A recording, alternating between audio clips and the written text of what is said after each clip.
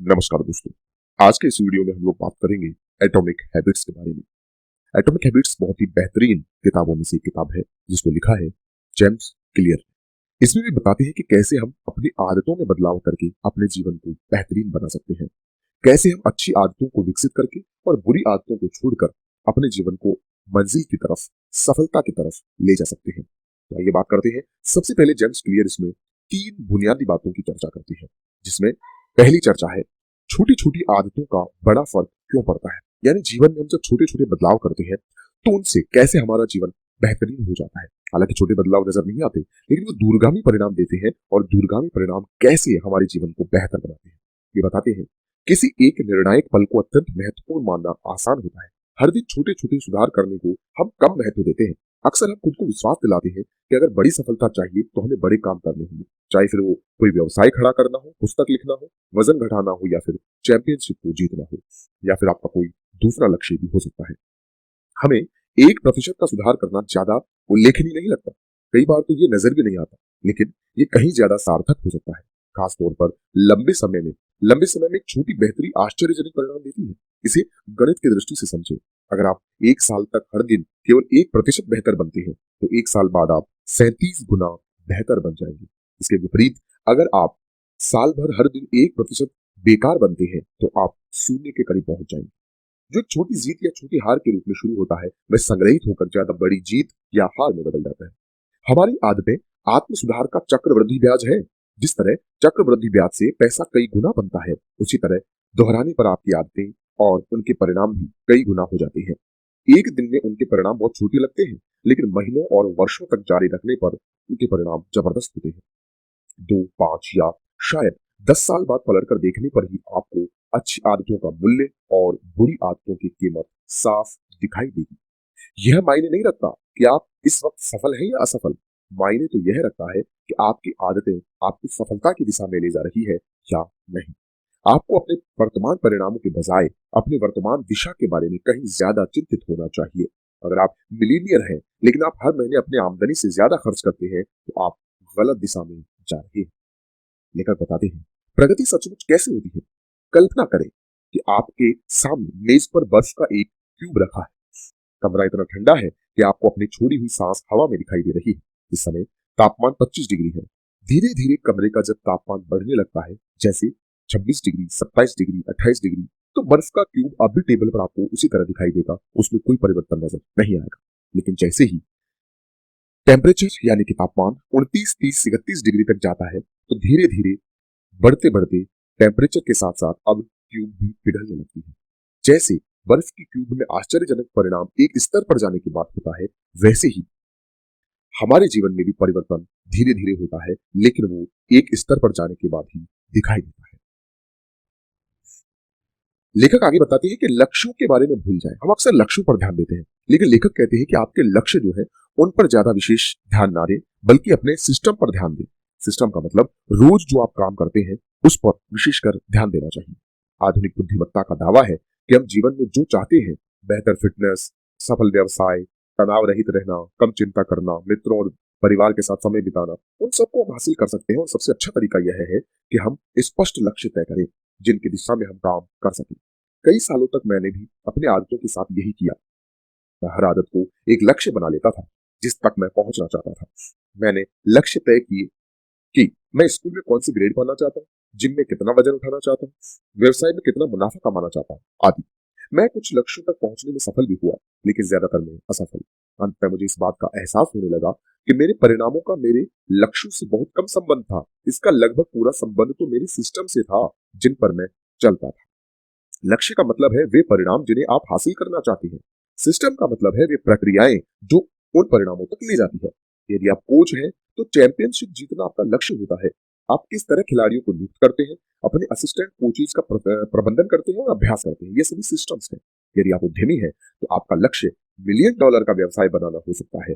आपका सिस्टम यह है कि आप अपने प्रोडक्ट संबंधी विचारों का परीक्षण कैसे करते हैं, कर्मचारियों को कैसे नियुक्त करते हैं, और विज्ञापन का अभियान कैसे चलाते हैं। ये सारे सिस्टम है, और सिस्टम पर काम करके ही आप बेहतर बन सकते हैं। क्योंकि लक्ष्य हासिल करना एक क्षणिक परिवर्तन है। कैसे? कल्पना करें आपका कमरा गंदा है और आप इसकी सफाई करने का लक्ष्य तय करते हैं। अगर आप सफाई करने की ऊर्जा जुटा लेते हैं तो इसके बाद आपका कमरा साफ होगा हाल फिलहाल। लेकिन अगर लापरवाही और फूहड़पन की आपकी पुरानी आदतें कायम रहती है जिनकी वजह से कमरा गंदा हुआ था, तो जल्दी ही आपको अटाले और अव्यवस्था का एक नया ढेर दिखाई देगा। इसे देखकर आप एक बार फिर प्रेरणा की नई आशा करेंगी, हर बार उसी परिणाम के पीछे भागेंगी, क्योंकि आपने इसके पीछे की सिस्टम को कभी नहीं बदला। आपने कारण को दूर नहीं किया, आपने तो सिर्फ लक्षण का इलाज किया है। इसलिए सिस्टम को सुधारना बहुत जरूरी है। लक्ष्य आपकी खुशी को सीमित करते हैं। देखिए कितनी बेहतरीन बात है। किसी भी लक्ष्य के पीछे छुपी हुई मान्यता यह रहती है कि जब मैं अपने लक्ष्य पर पहुंच जाऊंगा तो मैं सुखी हो जाऊंगा। लक्ष्य से पहले मानसिकता के साथ समस्या यह है कि आप लक्ष्य हासिल होने तक अपनी खुशी को लगातार स्थगित करते रहते हैं, और इसी वजह से अनेक बार लक्ष्य निर्धारित करने के बाद भी आप सफल नहीं हो पाते। लेखक दूसरी बुनियादी बात बताते हैं कि आपकी आदतें आपकी पहचान को कैसे तय करती हैं। याद रखिए, आदतें ही आपकी पहचान बनाती हैं। बुरी आदतों को दोहराना इतना आसान क्यों होता है? दूसरी ओर अच्छी आदतें डालना इतना मुश्किल क्यों होता है? आपकी दैनिक आदतों को बेहतर बनाने का आपके जीवन पर इतना शक्तिशाली प्रभाव पड़ सकता है जितना बहुत कम चीजों का होता है। लेकिन फिर भी यह हो सकता है कि अगले साल भी आप बेहतर आदत डालने के बजाय पुरानी बुरी आदतों पर अटके रहें। हम सभी के अंदर सच्चे प्रयास और प्रेरणा का सैलाब कभी कभार हिलोरे मारता है, लेकिन इसके बावजूद अक्सर देखा गया है कि अच्छी आदतें कुछ दिनों से ज्यादा समय तक नहीं चल पाती। जैसे व्यायाम करना, ध्यान करना, कुछ लिखना या कुकिंग करना। बहुत सारी आदतें हो सकती है, वो एक दो दिन तक तो अच्छी लगती है, लेकिन इसके बाद हमारे लिए समस्या बन जाती है। हमारी आदतों को बदलना दो कारण से चुनौतीपूर्ण होता है। हम गलत चीज को बदलने की कोशिश करते हैं, या फिर हम अपनी आदतों को गलत तरीके से बदलने की कोशिश करते हैं। हमारी पहली गलती तो यह है कि हम गलत चीज बदलने की कोशिश करते हैं। मेरी बात का मतलब समझने के लिए सोचिए कि परिवर्तन तीन स्तरों पर होता है। आप उन्हें प्याज की परतों की तरह माने, और धीरे धीरे जैसे जैसे परतें बदलती जाएंगी आपकी आदतें भी धीरे धीरे बदलती जाएंगी, जो आने वाले समय में आपको एक बेहतरीन परिणाम की ओर लेकर जाएंगी। इसी तरह से लेखक बताते हैं कि चार आसान कदमों से आप बेहतर आदतें कैसे डालें। मनोवैज्ञानिक एडवर्ड थॉर्नडाइक के प्रयोग से 1898 में यह स्पष्ट हुआ कि आदतें कैसे पड़ती हैं और हमारे व्यवहार के कारण क्या होते हैं। थॉर्नडाइक जानवरों के व्यवहार का अध्ययन कर रहे थे, और उन्होंने यह प्रयोग बिल्लियों पर किया था। उन्होंने हर बिल्ली को एक पजल बॉक्स के भीतर रखा। बॉक्स इस तरह बना हुआ था ताकि बिल्ली कोई आसान चीज करके दरवाजे से बाहर निकल आए, जैसे रस्सी खींचकर, लीवर दबाकर, या उठी हुई जगह पर खड़े होकर। मिसाल के तौर पर बॉक्स में एक लीवर था जिसे दबाने पर बॉक्स के बगल वाला दरवाजा खुल जाता था। दरवाजा खुलने के बाद बिल्ली उछलकर बाहर निकल सकती थी और दौड़कर भोजन के कटोरे तक पहुंच सकती थी। बिल्लियों को जैसे ही बॉक्स के भीतर रखा जाता था, ज्यादातर बिल्लियां वहां से बाहर जाना चाहती थी। मैं अपनी नाक कोनों में घुसाती थी, खुली जगहों से पंजे बाहर निकालती थी वे, और वहां पड़ी हुई वस्तुओं को छूती थी। कुछ मिनट के प्रयास के बाद आखिरकार बिल्लियां जादुई लीवर दबा देती थी, जिससे दरवाजा खुल जाता था और वे बाहर निकल आती थी। थॉर्नडाइक ने कई परीक्षणों में हर बिल्ली के व्यवहार की निगरानी की। शुरुआत में तो बिल्लियां बॉक्स में बिना किसी क्रम के प्रयास करती थी, लेकिन जब एक बार लीवर दबाने पर दरवाजा खुल जाता था तो सीखने की प्रक्रिया शुरू हो जाती थी। धीरे धीरे हर बिल्ली ने यह सीख लिया कि लीवर दबाने का काम करने पर भी बॉक्स से बाहर निकल सकती है और उन्हें भोजन तक पहुंचने का पुरस्कार मिल सकता था। 20-30 परीक्षणों के बाद ये व्यवहार इतना स्वचालित और आदतन हो गया कि बिल्ली कुछ ही पलों में बाहर निकलने लगी। मिसाल के तौर पर थॉर्नडाइक ने इसको दर्ज किया, और पहले 3 परीक्षणों में बिल्ली ने लगभग 1.5 मिनट में बाहर निकलने का समय तय किया। आखिरी 3 परीक्षणों में यह कुछ सेकंड्स मात्र तय गया। यानी आदतें जो है वो धीरे धीरे बेहतर बनाई जा सकती है। आपका मस्तिष्क आदतें डालता क्यों है, आइए इस पर बात करते हैं। आदत वह व्यवहार है जिसे इतनी बार दोहराया जा चुका है कि अब वह स्वचालित हो गया है। आदत बनाने की प्रक्रिया परीक्षण और त्रुटि के साथ शुरू होती है। जब भी आप जीवन में किसी नई स्थिति का सामना करते हैं तो आपके मस्तिष्क को यह निर्णय लेना होता है कि इस पर मैं कैसे प्रतिक्रिया करूं। जब भी कोई समस्या सामने पहली बार आती है तो आपको पक्का पता नहीं होता कि इसे कैसे सुलझाया जाए। थॉर्नडाइक की बिल्ली की तरह आप चीजों को आजमा कर देखते हैं कि कौन सा उपाय कारगर होगा। इस दौरान मस्तिष्क में काफी ज्यादा न्यूरोलॉजिकल गतिविधि होती है। आप सावधानी से स्थिति का विश्लेषण कर रहे हैं और इस बारे में चेतन निर्णय ले रहे हैं कि इस परिस्थिति में क्या किया जाए। आप ढेर सारी नई जानकारी ग्रहण कर रहे हैं और इसे समझने की कोशिश कर रहे हैं। मस्तिष्क सबसे प्रभावी विकल्प चुनने और सीखने में व्यस्त है। कभी कभार लीवर दबाने वाली बिल्ली की तरह आपको अनायास समाधान मिल जाता है। जैसे आप तनावपूर्ण महसूस करते हैं और आपको क्या पता चलता है कि दौड़ने से आपका तनाव कम हो जाता है। आप दिन भर काम करने के बाद मानसिक रूप से थक गए हैं और आपको पता चलता है कि वीडियो गेम खेलने से आपकी थकान दूर हो जाती है। आप जांच पड़ताल कर रहे हैं, जांच पड़ताल कर रहे हैं, जांच पड़ताल कर रहे हैं, और फिर अचानक आपको पुरस्कार मिलता है। जब आपको अप्रत्याशित पुरस्कार मिलता है तो आप अगली बार अपनी रणनीति बदल लेते हैं। आपका मस्तिष्क बहुत चतुर होता है और ये पुरस्कार मिलने से ठीक पहले की घटनाओं को स्मृति में रखता है। एक पल ठहरे, ये अच्छा अनुभव था, इससे ठीक पहले मैंने क्या किया। यही सारे मानव व्यवहार के पीछे का फीडबैक चक्र है। कोशिश करना, असफल होना, सीखना, अलग तरीके से कोशिश करना, अभ्यास के साथ अनुपयोगी प्रयासों को छोड़ दिया जाना और उपयोगी प्रयासों को बार बार दोहराना, इसी वजह से और इसी तरह से हमारी आदतें बनती है और यही आदतें आगे चलकर हमारे परिणाम का कारण बनती है। आइए अब हम बुनियादी बातों के बाद आपको ले चलते हैं जेम्स क्लियर के उन नियमों की तरफ जिन नियमों को अपनाकर वे अपनी आदतों का विकास करते हैं और बुरी आदतों को छोड़ने के बारे में बात करते हैं। जेम्स क्लियर ने पहला नियम बताया है कि जो भी आप करना चाहते हैं इसे स्पष्ट बनाएं। आइए उसके लिए आपको क्या प्रयास करना चाहिए। वे बताते हैं कि मनोवैज्ञानिक गैरी क्लाइन ने मुझे एक महिला की कहानी बताई। यह महिला एक पारिवारिक समारोह में गई थी। बस वर्षों तक पैरामेडिक का काम कर चुकी थी। जब वह महिला समारोह में पहुंची तो अपने ससुर को देखते ही वह बहुत चिंतित हो गई। उसने कहा, आप अच्छे नहीं दिख रहे हैं। उसने ससुर का बहुत अच्छा महसूस कर रहे थे जबकि उनके ससुर, और उन्होंने मजाक में जवाब दिया, देखो तुम भी मुझे अच्छी नहीं दिख रही हो। तब बहू ने जोर देकर कहा, यह मजाक की बात नहीं है, आपको इसी समय अस्पताल जाना चाहिए। कुछ घंटों बाद उस आदमी के हृदय का ऑपरेशन हो रहा था। जांच में पता चला कि उसकी मुख्य धमनी में एक बड़ा ब्लॉकेज था जिससे उसे कभी भी दिल का दौरा पड़ सकता था। अगर उसकी बहू को सहज बोध से ये पता नहीं चलता तो ससुर की जान भी जा सकती थी। पैरामेडिक को आखिरकार ये कैसे दिखा? वह उसके आसन्न दिल के दौरे की भविष्यवाणी कैसे कर पाई? देखिए, जब बड़ी धमनियों में अवरोध होता है तो शरीर अति महत्वपूर्ण अंगों तक रक्त पहुंचाने पर ध्यान केंद्रित करता है। इस वजह से त्वचा की सतह के आसपास बड़े क्षेत्रों में रक्त का पर्याप्त प्रवाह नहीं हो पाता। फलस्वरूप चेहरे की रंगत में फर्क आ जाता है। वह महिला कई सालों तक दिल के रोगियों के साथ काम कर चुकी थी, इसलिए वह एक झलक में ही सहज बोध से इस संकेत की व्याख्या कर सकती थी। वह यह नहीं बता सकती थी कि ससुर के चेहरे की किस बात से खतरे की घंटी बजी, लेकिन वह पूरे यकीन के साथ कह सकती थी कि कुछ तो गलत है। पर्याप्त अभ्यास होने पर आप निश्चित परिणामों की भविष्यवाणी करने करने वाले संकेतों को अचेतन रूप से पकड़ सकते हैं। आपका मस्तिष्क अनुभव से सीखे सबकों की स्वचालित कोडिंग कर लेता है। हम हमेशा स्पष्ट नहीं कर सकते कि हम क्या सीख रहे हैं, लेकिन हम हर पल सीखते रहते हैं और किसी स्थिति में प्रासंगिक संकेतों पर गौर करने की अपनी योग्यता आपकी हर आदत की बुनियाद है। नई आदतों को सफलतापूर्वक डालने से पहले हमें अपने वर्तमान आदतों को समझना होगा। हम उम्मीद से ज्यादा चुनौतीपूर्ण हो सकते हैं, क्योंकि जब कोई आदत आपके जीवन में दृढ़ता से जड़ें जमा लेती है तो ये ज्यादातर मामलों में गैर चेतन और स्वचालित बन जाती है। अगर कोई आदत आपको दिखती ही नहीं है तो आप इसे सुधारने की उम्मीद कैसे कर सकते हैं? जैसा मनोवैज्ञानिक कार्ल युंग ने कहा था, क्या कहा था? जब तक आप अचेतन को चेतन नहीं बनाते हैं, यह आपके जीवन को निर्देशित करता रहेगा और आप इसे किस्मत का नाम देते रहेंगे। इसलिए जब भी आप कोई आदत डालना चाहते हैं या किसी आदत को अपने जीवन का अंग बनाना चाहते हैं तो इसे स्पष्ट बनाएं। आइए दूसरे नियम की तरफ चलते हैं। दूसरे नियम में लेखक कहते हैं कि अपनी आदत को आकर्षक बनाएं। यदि आप किसी व्यवहार के होने या दोहराए जाने की संभावना को बढ़ाना चाहते हैं तो इसे आकर्षक बना लें। दूसरे नियम की पूरी चर्चा में हमारा लक्ष्य यह सीखना है कि अपनी आदतों को अति आकर्षक कैसे बनाएं।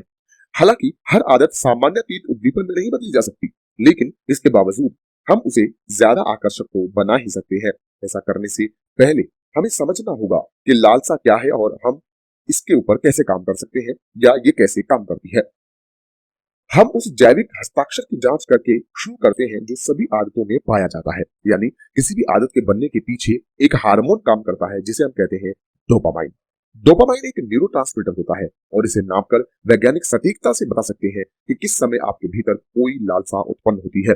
वैज्ञानिक का महत्व 1954 में न्यूरो साइंटिस्ट जेम्स ऑल्स और पीटर विल्मर ने एक प्रयोग में पता चला जिसमें लालसा और इसके पीछे की न्यूरोलॉजिकल प्रक्रियाएं उजागर हुई। वैज्ञानिक ये देखकर हैरान हो गए कि उन्होंने चूहों के मस्तिष्क में इलेक्ट्रोड लगाकर डोपामाइन के स्राव को रोक दिया, जो चूहों को जीवित रहने की इच्छा ही खत्म हो गई। उन्होंने खाना पीना छोड़ दिया, उनके अंदर सेक्स करने की इच्छा खत्म हो गई, उनके अंदर किसी चीज की लालसा नहीं रह गई। कुछ ही दिनों के भीतर चूहे प्यास की वजह से मर गए। इसलिए लालसा बहुत महत्वपूर्ण होती है। लालसा का मतलब है कि आप किसी भी आदत को डालने से पहले देखें कि जिस भी काम की आप आदत डालना चाहते हैं वो आपके लिए कितना आकर्षक है, और यदि नहीं है तो उसे आकर्षक बनाने की कोशिश करें। आइए आगे बात करते हैं आपकी आदतें डालने में परिवार और मित्रों की क्या भूमिका हो सकती है। मनुष्य समूह में रहने वाला सामाजिक प्राणी है। हम चाहते हैं कि दूसरों के साथ हमारा तालमेल बने, बॉन्डिंग हो और हमारे साथी हमारा सम्मान तथा प्रशंसा करें। प्रवृत्तियां हमारे जीवित रहने के लिए अनिवार्य है। हमारे ज्यादातर विकासवादी इतिहास में हमारे पूर्वज कुंबों में रहते थे। कुंबे से अलग होने या इससे भी बुरा निकाले जाने का मतलब एक तरह से मृत्युदंड था। अकेला भेड़िया मर जाता है लेकिन झुंड जीवित रहता है। जो लोग दूसरों के साथ सहयोग करते थे और बॉन्डिंग बनाते थे उन्हें ज्यादा सुरक्षा, प्रजनन के ज्यादा अवसरों और ज्यादा संसाधनों का लाभ मिलता था। जैसा चार्ल्स डार्विन ने कहा है, मानव जाति के लंबे इतिहास में जिन लोगों ने सबसे अच्छी तरह मिलजुल कर काम करना और अनुकूलन करना सीखा वही विजयी हुए। फलस्वरूप समूह का हिस्सा होना सबसे गहरी मानव इच्छाओं में से एक रही है। ये प्राचीन इच्छा हमारे आधुनिक व्यवहार पर शक्तिशाली प्रभाव डालती है। हम अपनी सबसे शुरुआती आदतों को नहीं चुनते हैं, हम उनकी नकल करते हैं। हम अपने मित्रों, परिवार वालों, स्कूल, अपने स्थानीय समुदाय और पूरे समाज की दी गई पटकथा के अनुसार व्यवहार करते हैं। इनमें से हर संस्कृति और समूह की अलग अपेक्षाएं और मानदंड होते हैं। हमें कब शादी करनी चाहिए या नहीं करनी चाहिए, या करनी भी चाहिए या नहीं करनी चाहिए, हमारे कितने बच्चे होने चाहिए, हमें कौन से त्योहार मनाने चाहिए, हमें अपने बच्चों के जन्मदिन की पार्टी पर कितना पैसा खर्च करना चाहिए आदि। कई मायनों में ये सामाजिक मान्यताएं वे अदृश्य नियम है जो हर दिन आपके व्यवहार का मार्गदर्शन करती है। इसके लिए हम खास तौर से तीन समूह की आदतों का विशेष रूप से जो है आकलन करते हैं, या हम ये कह सकते हैं कि विशेष रूप से हम तीन समूह की आदतों का नकल करते हैं। कौन से समूह? करीबी समूह, जिनके आसपास आप हमेशा अपना समय बिताते हैं। बहुसंख्यक समूह, ज्यादातर लोग क्या कर रहे हैं। और तीसरा है शक्ति संपन्न लोग, यानी जिन्हें आप शक्ति संपन्न लोग समझते हैं, वे किस तरह की आदतों में ढले हुए हैं, किस प्रकार की उनकी आदतें होती हैं। हम भी चाहते हैं कि उसी तरह की आदतों में ढल जाए। आगे लेखक कहते हैं कि आप चाहे धीमे चलें लेकिन पीछे की तरफ नहीं। फ्लोरिडा यूनिवर्सिटी के प्रोफेसर जेरी यूल्समैन ने क्लास के पहले दिन अपने फिल्म फोटोग्राफी विद्यार्थियों के दो समूह बना दिए। उन्होंने बताया कि क्लासरूम में बाईं तरफ बैठे विद्यार्थी संख्या समूह में होंगे। वे सिर्फ उनके चित्रों की संख्या के आधार पर ग्रेड देंगे। सेमेस्टर के अंतिम दिन में वे हर विद्यार्थी द्वारा जमा किए गए चित्रों की संख्या गिनेंगे। 100 फोटो पर ए ग्रेड मिलेगा, 90 फोटो पर बी और 80 फोटो पर सी। उन्होंने कहा कि क्लासरूम में दाएं तरफ बैठने वाले सभी विद्यार्थी गुणवत्ता समूह में होंगे, यानी क्वालिटी वाले। उन्हें उनके काम की उत्कृष्टता के आधार पर ग्रेड मिलेगा।